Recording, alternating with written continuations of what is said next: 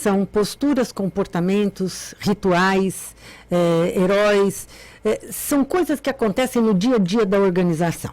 Eles começam na liderança e terminam no pessoal operacional. Tudo que acontece ali, em termos de percepção, sentimento, crenças limitantes, elas fazem parte da cultura. O que é preciso, na realidade, é entender como é que essa cultura surge. Então, por exemplo, quando a gente for pensar como foi estudado, né, o consultor Roger Harrison, em 1972, ele faz algumas considerações e ele fala sobre tipologia cultural. E ele fala sobre algumas orientações. Ele define 4 orientações que ele considera importantes, né?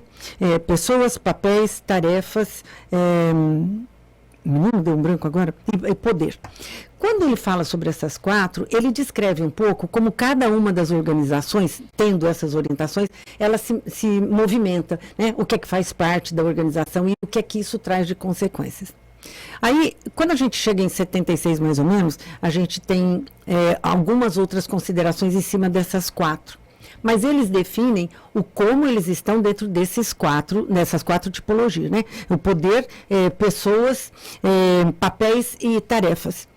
Cada uma, estudando ou entendendo cada uma dessas orientações, ela age de uma forma diferente. Hoje, a gente tem diversos consultores falando sobre cultura e os mais variados tipos, né? Hoje você tem a cultura da inovação, a cultura do híbrido, hoje você tem a cultura da marca empregadora, são várias as tipologias.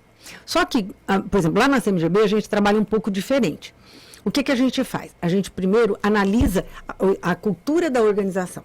Então, a gente vai identificar o que é que permeia a organização. E a gente sabe que muitas vezes, isso acontece em alguns casos, você tem diretorias diferentes, você tem, às vezes, culturas diferentes.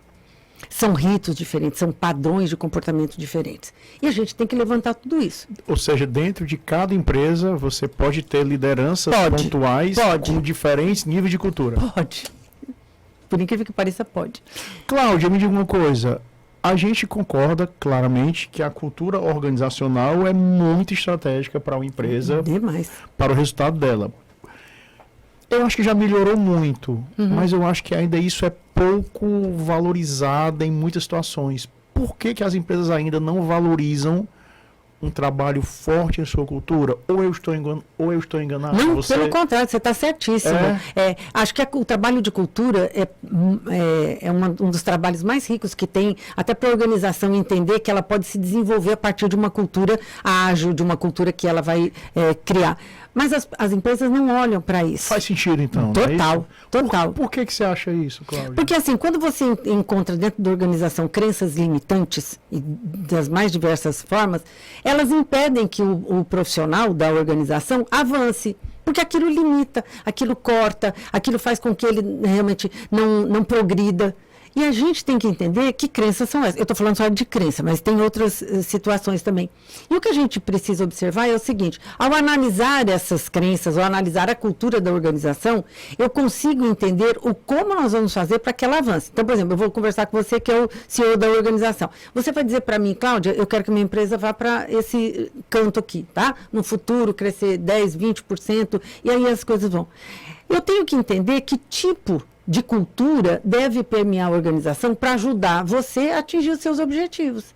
Então, se eu permitir que essas crenças limitantes, que esses ritos, né, que esses comportamentos, eles continuem existindo, prejudicando a empresa, você nunca vai atingir seu objetivo.